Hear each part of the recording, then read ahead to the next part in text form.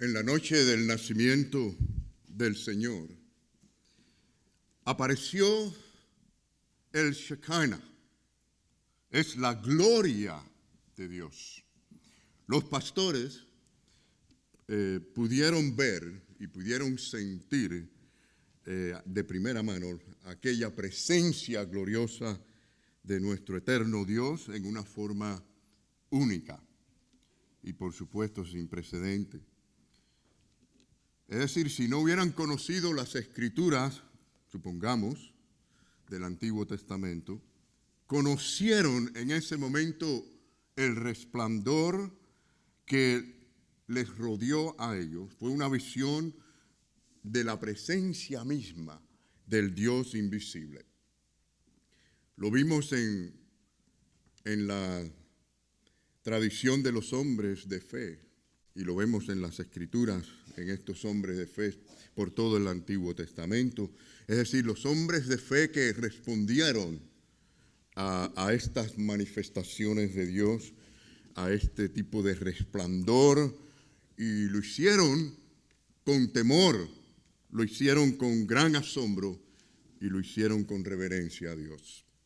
En primer lugar, consideremos que esta radiante luz de la presencia del Señor, consideremos el impacto, lo que ella puede hacer en la vida de los hombres. Se encuentra a lo largo de todo el Antiguo Testamento que nuestro Dios es comúnmente dibujado como la luz que trae vida, la luz que ilumina los corazones de las personas de fe. Y esa es la clase de luz que puede ayudar a cada persona, a cada uno de nosotros aquí, a usted, a mí, en nuestras dificultades. La misma luz gloriosa de Dios que alumbró desde lo externo hacia lo interno de los corazones puede alumbrar nuestras mentes y nuestros corazones. No importa en qué nivel usted se encuentre en esta mañana, nos puede guiar para que no tropecemos, para que entendamos la voluntad de Dios, para que seamos guiados por donde Dios quiere guiarnos a nosotros. Así que permítanme aclararle que esta gloriosa luz, esplendor, esta gloria de Dios es propia de Él, es decir, es intrínseca, nadie se la da, Él la produce, es decir, es propia, sale de Él, mana de Él, porque Él es la fuente de toda gloria. Por lo tanto, hermanos, Dios es el que da a toda creación a toda su creación, una clase de gloria, pero esa gloria no solo la da, sino que Él la sostiene a quien Él quiere y como Él quiere. Por lo tanto, es interesante este estudio, ¿no? Cuando lo analizamos de lo que es la gloria de Dios. Quiero pedirles que vengan conmigo un momento ahí a 1 Corintios, capítulo 15. Vamos a ver un poquito de lo que dice en cuanto a esto. Dice, una es la gloria de los celestiales y otra de los terrenales. Dios da diferentes niveles, diferentes formas de gloria. Dice, una es la gloria de la luna, otra es la gloria de las estrellas. Y aún así dice de las estrellas, pues una estrella es diferente de otra en gloria. Él la da, viene de Él. Y por supuesto en la forma que Él quiere. Yo sé que muchos de ustedes, si no todos, han leído a Colosenses y en el primer capítulo. Y es bueno leerlo de vez en cuando para recordar y ver que Dios, el Señor Jesucristo, no solamente creó todas las cosas, sino que Él las sostiene con el poder de su gloria. Maravilloso saber esto, ¿eh? Que Él sostiene cada vida con ese poder de su gloria. Si tenemos vida en Cristo, porque la gloria de Dios lo permite así. Así que Dios ha dado en toda la creación su gloria, pero también en lo específico, al pueblo de Israel le mostró su gloria de una manera tremenda, su luz radiante a través de los tiempos. Ustedes recuerdan, por ejemplo, en Éxodos, o el famoso Éxodo del pueblo al salir de Egipto. ¿Recuerdan esto? Vamos conmigo un momento allí a Éxodo capítulo 13. estos dos versículos que vamos a leer, 21 y 22. Ahí encontramos que dice, y Jehová iba delante de ellos de día. ¿Cómo iba de día el Señor? Dice, en una columna de nube para guiarlos por el camino. Y de noche, ¿cómo iba? Dice, y de noche en una columna de fuego para alumbrarles. Hermanos, estaban viendo la gloria de Dios allí mismo, a fin de que anduviesen de día y de noche. Ahora, acuérdense que todo esto tiene una aplicación espiritual a nuestra vida en Cristo, en la forma en que Dios opera y obra en nosotros, ¿no? Nunca dice, se apartó delante del pueblo la columna de nube de día, ni de noche la columna de fuego. Qué fiel es el Señor, ¿eh? El Señor no falla en sus promesas. Y lo hizo así por el bien del pueblo. Ahora, esto es claro que es una experiencia en la forma que ocurrió única, ¿no? Pero piense bien, el pueblo andaba ambulante por el desierto. No hubieran podido sobrevivir sin esta ayuda de Dios, porque no es lo mismo que si hubieran quedado en un lugar fijo, hubieran hecho sus casas de protección y hubieran hecho sus pozos para el agua, pero tenían que continuar ambulantes por el desierto. Es decir, el sol los hubiera consumido. Hubieran tenido necesidad en la noche y no, en la oscuridad no hubieran podido resolver. Miren cómo Dios les ayuda. Fueron 40 años alumbrándolos, 40 años protegiéndolos de los rayos del sol. Esto era la mano gloriosa de Dios. Es decir, no solo les guiaba en el camino de noche para que no tropezaran, sino que también les protegía durante el día de ser quemados de esos rayos de sol. Así que la gloria de Dios no solo los guiaba a ellos, sino los protegía. Ahí vemos la gracia y vemos la misericordia, cómo Dios actúa con nosotros también. Así que fue todo esto por la gloria, maravillosa gloria de Dios. Y vemos también, por ejemplo, que la gloria de Dios llenaba, nos habla la historia, ¿no? Ellos vieron la gloria de Dios llenarse en el tabernáculo cuando se reunían a dedicarse a Dios. Y miren conmigo cómo lo dice, vengan conmigo ahí a Génesis. Fíjense de cuán al comienzo de la historia, ¿verdad? En Génesis 40, 34, ¿cómo dice la palabra? Entonces una nube cubrió el tabernáculo de reunión y la gloria de Jehová, ¿qué? Llenó el tabernáculo. Hermanos, si el Señor no pone una nube allí, se queman todos con la gloria de Dios. Así que por un lado le estaba dando la demostración de su gloria, pero la nube también protegiéndolo. Moisés dice, y no podía entrar en el tabernáculo de reunión porque la nube estaba sobre él y la gloria de Jehová lo llenaba. Así que miren esto, hermanos, cómo Dios les dio su gloria en la forma que lo hace. Por un lado con luz y por otro lado con nube, ¿no? Bueno, si pensamos en la luz de Dios en nuestras vidas nos da visión, nos da entendimiento.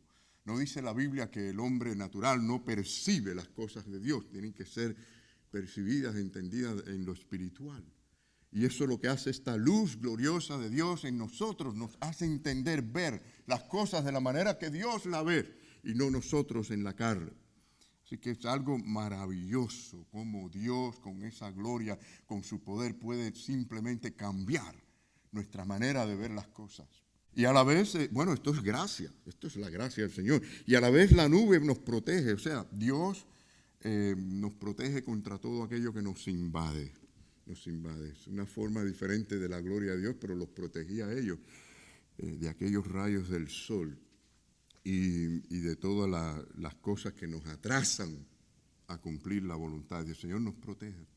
¿Cuántos creemos que el Señor no solo nos da bendiciones, sino nos protege del mal? ¿Lo creemos? Claro que sí. Esto es parte de la obra de Dios. Es parte de esa gloria maravillosa del Señor. En algunas cosas son muy visibles y otras no.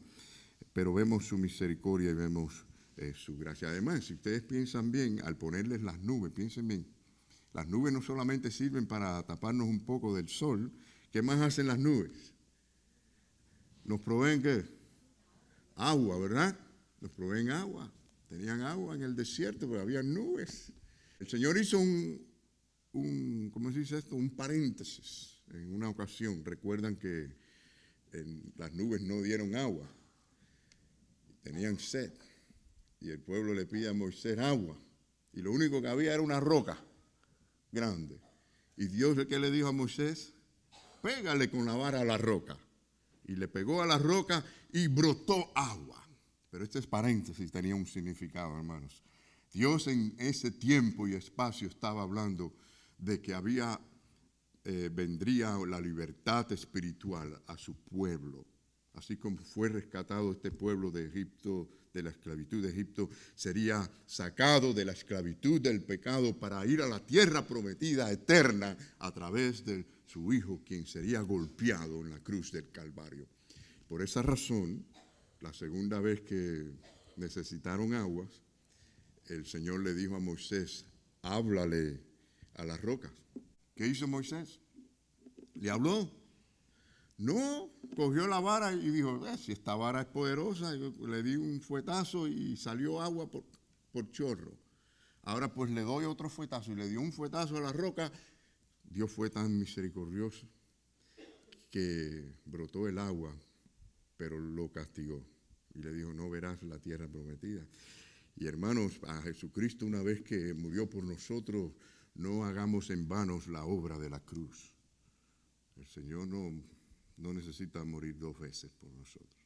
Es decir, una vez y para siempre debemos serle fiel al Señor. Y cuando Dios nos dice, háblale a Jesucristo, es porque podemos hablarle, es nuestro mediador. Señor, Él es la roca a quien podemos hablarle. Fue sacrificada una vez para que podamos hablar a Dios a través de esa roca, que es nuestro Señor Jesucristo. Pero bien, volviendo aquí a esta parte tan maravillosa, ¿verdad?, de la historia, nos movemos entonces al punto número 2. Jesucristo es la luz radiante de la presencia del Señor en el mundo. Así que Dios mostró su gloria a través de esa historia del Antiguo Testamento, pero también cuando Cristo entró al mundo. Allí vimos su gloria. Y esta radiante luz, gloriosa luz del Señor, estaba presente, por supuesto, en su nacimiento. Allí cuando vino a Belén de Judeas. Bueno, una de las historias que estamos presentando es cuando los ángeles le hablaron a los pastores, ¿verdad? Se les manifestó la gloria del Señor. Y noten que dije que le hablaron, dijeron, porque en muchas de estas enseñanzas se dice que los ángeles cantaron. Y en la parte que dijeron gloria a Dios en las alturas, que cantaron gloria a Dios, no cantaron, dice la Biblia que dijeron, ellos decían. Pero bueno, lo importante es que veamos lo que dice la palabra. En Lucas 2, 9, se nos dice de esta manifestación, ¿no? Sabemos que después vinieron los magos del oriente, ¿no?, que también fueron guiados por una luz, o sea, una de las estrellas que el Señor puso en el espacio. Dice, y he aquí, se les presentó un ángel del Señor y la gloria del Señor los rodeó de resplandor. Qué maravillosa experiencia, ¿eh? Que Dios nos hable y nos llene de su gloria. ¿Saben que el Señor lo hace cuando de verdad escuchamos su voz de una manera interna en nuestra vida? Él nos llena con su gloria. Y por supuesto que sabemos que los ángeles tenían su brillantez y eran muy gloriosos, que también era gloria que Dios le daba, pero aquí no dice que se presentó un ángel con su gloria. La palabra aclara muy bien de quién era la gloria, ¿no? Dice que se presentó un ángel, pero dice, ¿y la gloria de quién? Del Señor. La gloria del Señor estaba allí. También la Biblia dice que Jesús es la luz del mundo. ¿Usted lo cree? Dígame. Amén, ¿verdad? El Señor es la luz del mundo. Y por supuesto que no se está refiriendo al sol y la luna, ¿no? Tiene que ser algo más espiritual. El Señor está hablando, porque sabemos que Él es la luz del universo, ¿no? Y Él creó la luz. Pero al decir la luz del mundo, se está refiriendo a lo que Dios puede hacer en el corazón donde hay tinieblas, en el corazón del hombre, en la parte interior, o sea que implica un entendimiento y una dirección espiritual. Implica que el hombre reconoce y ve con esta visión que Dios le da sus pecados y su desobediencia. Así que, hermano, es el percibir lo que el hombre no puede percibir en lo natural. Ahora, miren cómo lo dice Juan. Vengan conmigo allí a Juan capítulo 1, del 4 al 5. Dice, en él estaba la vida. Pero fíjense que esto no es que simplemente tenía vida, ¿no? Todo el que nace tiene vida. El niño que nace y llora tiene vida. Pero no se refería a eso en cuanto al nacimiento de Jesús. Se refería a que ese que había nacido era la fuente de la vida. De él manaba toda vida. Por lo tanto dice, y la vida era la luz de los hombres, porque esa vida alumbraba el corazón de los hombres. La luz en las tinieblas resplandece. Allí yo creo que está el contraste ideal, ¿verdad? Hablando de tinieblas, del pecado, de la parte oscura de la mente, el corazón, del alma del hombre. Dice, y las tinieblas no prevalecieron contra ellas. Y lo otro que vemos también es la radiante luz de la presencia del Señor, que también se manifestó en la transfiguración de nuestro Señor Jesucristo cuando oraba antes de morir. La Biblia dice, si ustedes recuerdan la lectura, que el cuerpo de Jesús era como una luz que resplandecía más fuerte que el sol. ¿Han mirado o han tratado de mirar alguna vez el sol cuando está así bien lleno, bien fuerte? Óigame, es difícil y es hasta dañino para la vista poder mirar al sol de esa manera. Y dice la palabra que era más fuerte que la luz del sol. Tremenda gloria que comenzó a salir y a emanar allí desde adentro del Señor hacia afuera. El Señor Jesucristo se limitó cuando vino al mundo. Mis queridos hermanos, no hubiera consumido a los discípulos si se le hubieran acercado a todo aquel que se le hubiera acercado con una luz tan gloriosa. Pero el Señor se limitó. Aún allí, en ese lugar, mis queridos hermanos, aún ahí, yo me pongo a pensar en esto y digo, ¿cómo será? Aún en el cielo, Dios en su misericordia tiene que limitar ese resplandor tan poderoso de su gloria, aún delante de los ángeles. Qué maravilla y qué poder y qué brillante nuestro Dios. Pero bueno, dice así la palabra del Señor. Vamos a ir a Mateo 17, del 1 al 2. Dice, 6 días después Jesús tomó a Pedro y tomó a Jacobo y a Juan, su hermano, y los llevó aparte a un monte alto. Dice allí la palabra, y se transfiguró delante de ellos y resplandeció su rostro como el sol, y sus vestidos se hicieron blancos como la luz. La radiante luz del Señor Jesucristo, de nuestro poderoso Dios, se manifestó también cuando los ángeles anunciaron la resurrección. Dice la historia que era su aspecto era como un relámpago, esa luz. También vemos que la radiante luz de la presencia del Señor se manifestó en la venida del Espíritu Santo. Miren, en todas estas ocasiones que estamos mencionando, desde el Antiguo Testamento, el nacimiento de Jesús, ¿verdad? En la resurrección del Señor y en la venida del Espíritu Santo, cómo el Señor va manifestando su gloria. Vamos a leer esta parte, ¿no?, de la venida del Espíritu Santo en Hechos 2. Dice, y de repente vino del cielo un estruendo como de un viento recio que soplaba, el cual llenó toda la casa donde estaban sentados. Y se les apareció lenguas repartidas como de fuego, asentándose sobre cada uno de ellos. Tremenda manifestación de la gloria de Dios. También el apóstol Pablo, creo que es el último evento que les quiero mencionar, ¿no? Es cuando el apóstol Pablo iba camino a Damasco.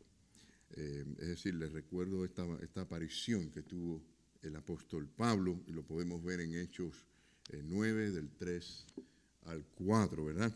Dice así, mas yendo por el camino aconteció que al llegar cerca de Damasco, repentinamente, ¿qué sucedió? Dice, le rodeó un resplandor de luz del cielo y cayeron en tierra.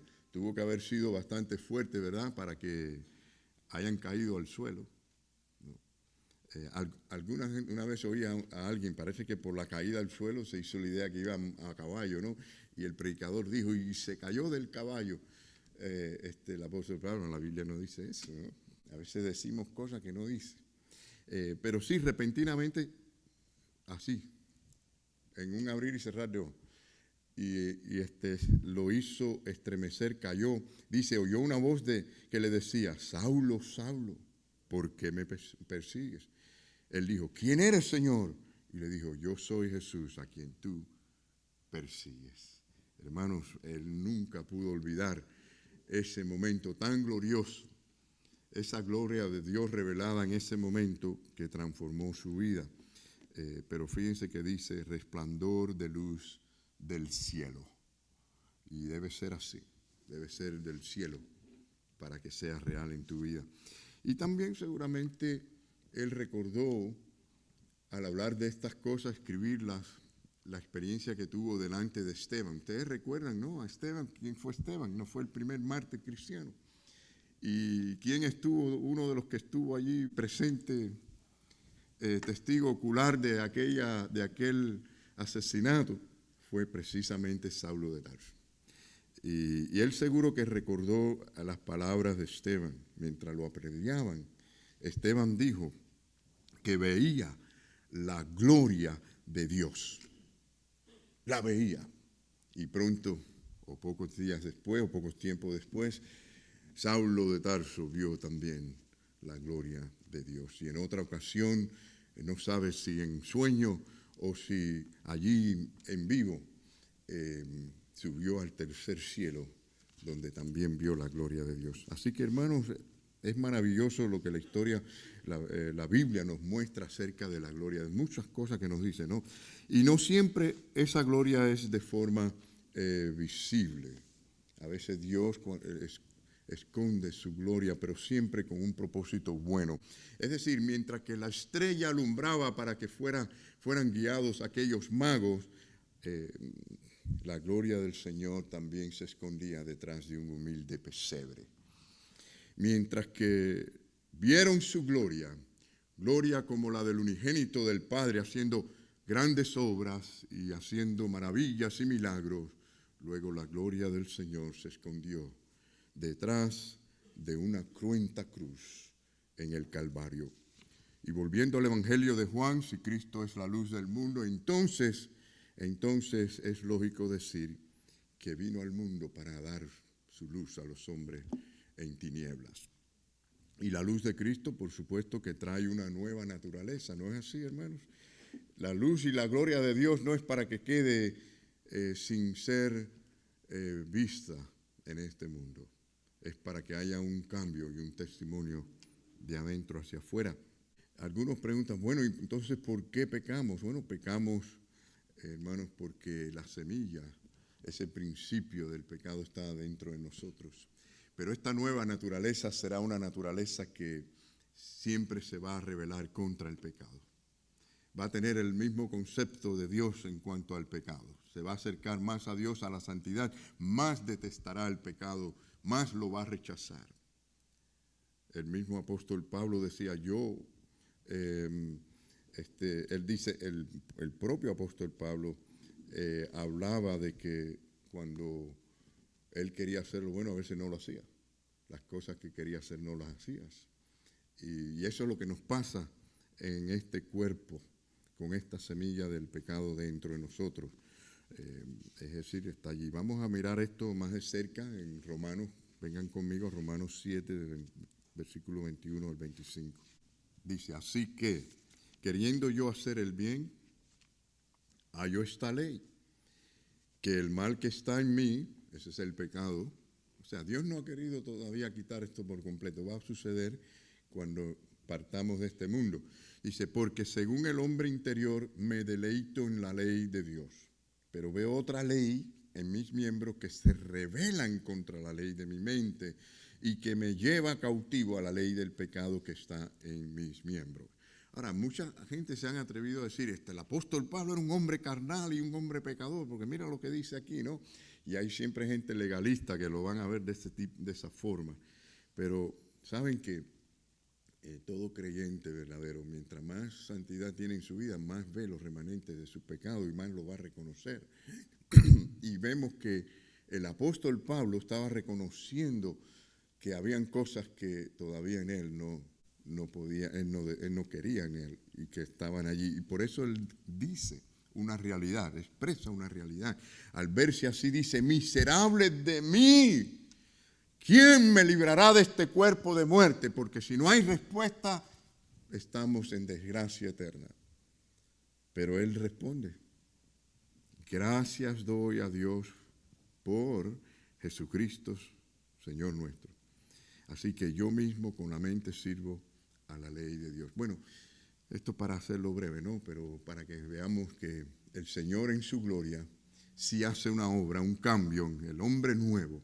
No es que hayan dos naturalezas, es una naturaleza cambiada, es el hombre nuevo que lucha contra el pecado. Muchos quieren decir que hay dos naturalezas y a veces actúa como una y a veces actúa como la otra. No, es una que debe luchar contra el pecado que mora dentro.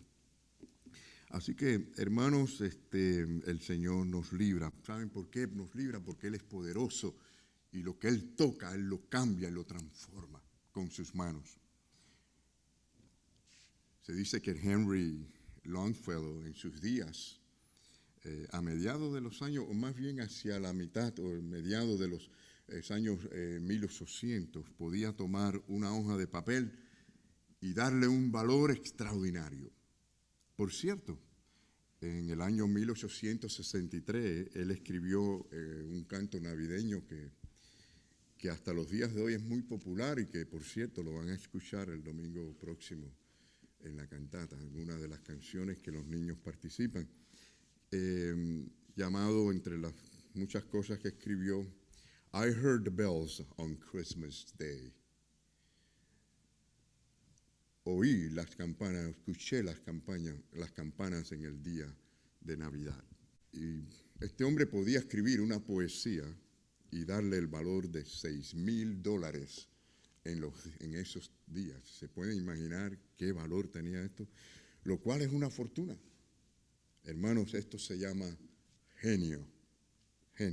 Rockefeller, por ejemplo, quien vivió en los años, o vivió hasta el año 1937, podía poner su firma en una hoja de papel y darle el valor de $1,000,000.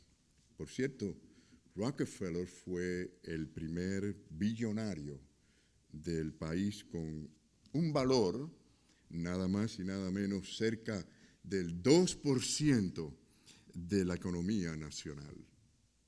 Esto se llama capital. En St. Petersburg, la Florida, cerca de nosotros, hay un famoso museo llamado The Dalí Museum, en memoria del famoso Salvador Felipe Jacinto Dalí. Bueno, era costumbre tener esos nombres largos, ¿no? En los tiempos atrás. Pero este hombre podía tomar un trozo de tela de 10 pesetas y pintar allí un cuadro encima y darle 5 veces más el valor de la tela. Esto se llama arte. Dios puede tomar la vida de un miserable pecador, limpiarla, llamarla para que le sirva, para darle de su presencia y de su gloria y para que impacte las vidas de otras personas. Esto se llama, mis queridos hermanos y amigos, salvación por gracia. Y debo decir que muy poca gente en estos tiempos, ya de varios siglos atrás, empezamos a ver el problema de la desviación en la doctrina de la gracia y muchos no entienden realmente la diferencia entre las obras y la gracia. Pero esto es lo que Dios hace con su gracia, nos cambia y nos transforma. Dios ha cambiado tu vida, ha transformado tu vida. ¿Dónde estás ahora? Allí donde te encuentras delante del Señor. En tercer lugar, y para terminar, los creyentes deberán alumbrar al mundo con la luz de Cristo. El Señor nos ha dado su gloria, pero no es para que quede escondida. La gloria de Dios es no para que quede tapada, ¿no? Y noten que Jesús les dijo a los creyentes en el Sermón del Monte, y vean conmigo en Mateo capítulo 5, donde dice, vosotros sois la luz del mundo. No solamente Él dijo, yo soy la luz del mundo, sino que luego nos dice, vosotros sois la luz del mundo. Una ciudad asentada sobre un monte no se puede esconder. Qué bueno que nos dijo así a nosotros y que nos hayan dicho, ustedes son como una ciudad grande en una montaña, encima de una montaña, ¿no? Yo creo que es como un halago, un estímulo tremendo. Hay diferentes maneras en que la Biblia llama a los del pueblo de Dios. Una de ellas, muy común, es ovejas. Nos dicen a los creyentes ovejas. Y por cierto, aunque hay cosas buenas que podemos decir de la oveja, pero realmente la oveja es un animal tonto, que se pierde, se descarría. Por lo tanto, no es un gran halago que nos digan oveja, pero el Señor nos dice oveja, para que entendamos que necesitamos ser dirigidos por nuestro pastor, oír la voz de nuestro pastor y obedecer a nuestro pastor. Eso es lo que hace una oveja. Y mientras que la oveja siga a su pastor, no tiene problema. Pero aquí nos dice que somos como una ciudad encima de una montaña. Dice, ni se enciende una luz y se pone debajo de un almud. ¿Quién hace esto?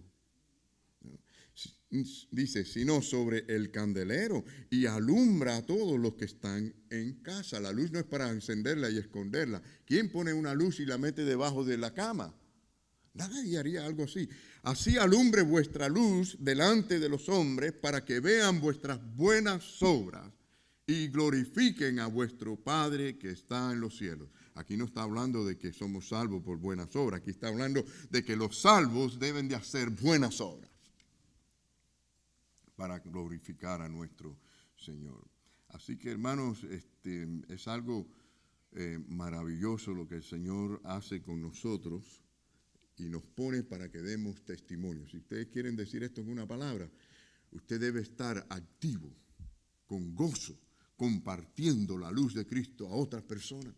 Y si no lo está haciendo, pídale a Dios, Señor, dame esas personas para hablarle, para compartir en mi trabajo, en mi vecindario, donde sea, Señor, para que alumbre donde quiera que tú me has puesto.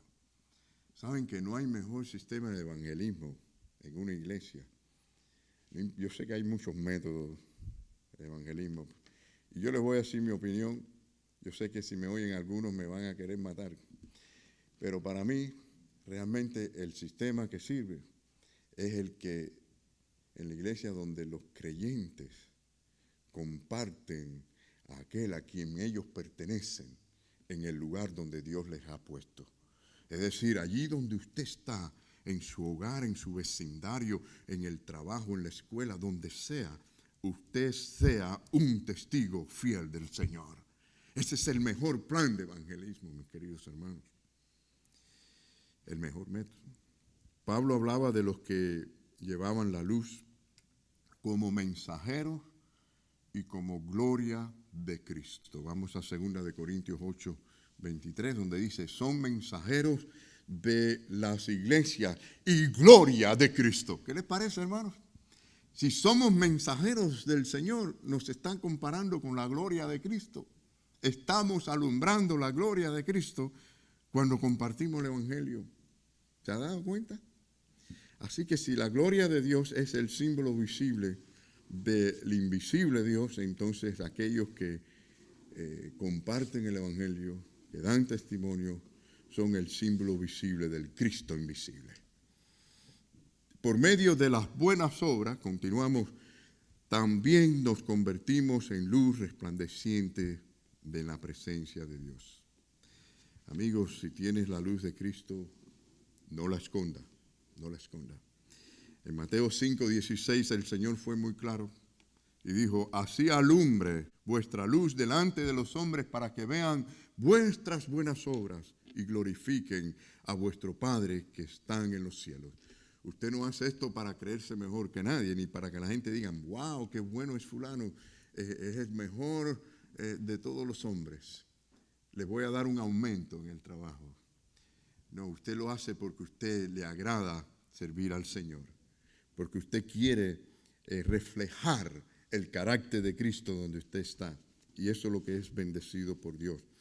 Y para terminar, cuando practicamos el amor a otros, damos prueba de que tenemos una relación con Cristo. Es evidente de que allí está la gloria del Señor. Hermanos, quizás nos sorprendemos al descubrir que en el mundo hoy podemos ser mensajeros del Señor, no solamente al hablar del nacimiento del Señor Jesús, sino también al hablar de la vida y de la muerte y la resurrección de Cristo. Es decir, hablamos de la Navidad, pero no podemos separar la Navidad de la realidad de por qué vino y quién fue el que vino a Belén de Judea. Así que, hermanos, convirtámonos en esas luces que reflejan esa gloria del Señor. Miren, los magos eran sabios. ¿Por qué? Porque ellos siguieron la luz de Cristo. Fueron generosos en darle al Señor Jesús presentes. Claro que hay un significado en cada uno de estos presentes, pero ellos dieron el regalo al Señor. Hoy en día la gente se regalan por todos lados y el que menos es considerado es el Señor Jesucristo. ¿Qué les parece? ¿No? La Navidad se ha cogido como un comercio, como para un quedar bien, como para un dame que te doy, y esa no es la idea. Cristo vino a dar. Y nosotros tenemos que tener ese mismo concepto. Y en esta mañana debemos de pensar, ¿qué puedo darle al Señor? Señor, si tú me has dado la vida eterna, tú me has dado la salvación, yo debo dártelo todo. Pertenezco a ti. Ayúdame, Señor, a no ser egoísta. Ayúdame, Señor, a no ser egocéntrico. Ayúdame, Señor, a apreciar tu mensaje, tu palabra, tus enseñanzas, cada una de tus promesas. Ayúdame, Señor, a apreciar el valor que tiene el Evangelio, las buenas nuevas que tú has puesto en mis manos para compartir con otros. Ayúdame, Señor, a estar enfocado en las cosas que tienen prioridad y tienen valor. Dice el Señor en su palabra, a buscar primeramente, ¿qué cosa? El reino. Esa es la gloria del Señor. Y las demás cosas vendrán como añadiduras del Señor. Pero lo que pasa es que lo viramos al revés y no funciona. Pero sí quiero decirle a aquella persona que quizás en esta mañana al mirar su vida diga, yo no estoy seguro que tengo a Jesucristo en mi corazón de la manera que el pastor habló. Yo no creo que la gloria de Cristo está en mi vida. Si este es el caso, usted puede venir hoy y decirle, Señor, conviértame, cámbiame, transfórmame. Ayúdame a verme así como tú me ves. Si tan pecador soy, así quiero verme, Señor. Quiero ver la realidad de mi vida y quiero que me ayudes. Aun cuando tenemos poca fe, podemos pedirle al Señor fe, ¿no es así? Si tenemos poca sabiduría, ¿podemos pedírsela a Dios, sí o no? Podemos pedírsela al Señor. Hermanos, abramos nuestros corazones. Ven a Cristo. Si no estás seguro que está dominando y controlando tu vida, tu corazón, si Él no es el rey de tu vida, ven, no solo confiésele de labios, sino con el corazón, arrepiéntate delante de Él reconociendo tus pecados. Porque la preciosa sangre de Cristo en la cruz del Calvario es lo único que puede limpiarnos de todos pecados. Por lo tanto, es una fe en la obra que Él hizo, no es una fe en lo que nosotros podamos hacer. Que el Señor nos bendiga a todos.